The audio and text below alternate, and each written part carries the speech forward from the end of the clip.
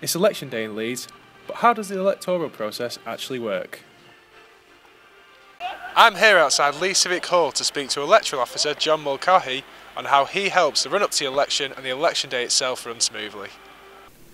I asked him what his specific role was in the run-up to the election. I work with Susie Benton and Sue Wolfe in the elections team, who have a team of very hard-working people who process all the applications that have come in to be on the register. This year we had 560,000 people on the register, with an increase of about 23,000 people from what we had last year. So there's certainly been a lot more interest, and we're looking forward to a good turnout on the day. I think that's indicative that there's going to be a very good turnout on the day. We actually saw 11,000 applications on the 20th of April, and that elections team are the people who are responsible for processing all that. Would you just be able to explain for people that don't know the first past the post system, how it works? It does what it says on the tin, basically. You've got, say you have 5 candidates for a constituency, a parliamentary constituency.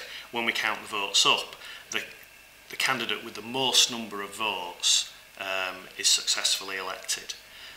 So they don't have to have a particular majority or anything like that. As long as they have more votes than the other candidates, they will get it. How does the election actually work then? Well, the election, obviously, people get their poll cards through the post, those that are registered to vote at the elections. They go to the polling station on polling day, and on polling day they will have a number of ballot papers to look at, depending on where they are in the Leeds area. So everybody will get a parliamentary general ballot paper, which will have the candidates for the general election. We're doing the verification and the count for the elections this year in the arena. So all the votes go to the arena. We open up the ballot boxes. We have paperwork which tells us exactly how many votes have been cast in that polling station. And what we do then is we count the votes in the boxes to ensure that we match those accounts. Tonight, 7th of May, we're doing the general parliamentary count. That will happen immediately after we've checked how many ballot papers we've got in each of the boxes. That's known as the verification. When we go on to the counts, we'll just be doing the parliamentary count that night. That will probably go on till between 4 and 5 o'clock in the morning.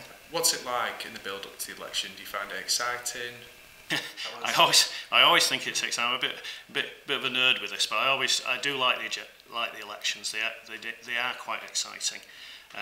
It is like I say, it's an event that a lot of people attend, and I find that on the night of the count itself, there's always a buzz in the air.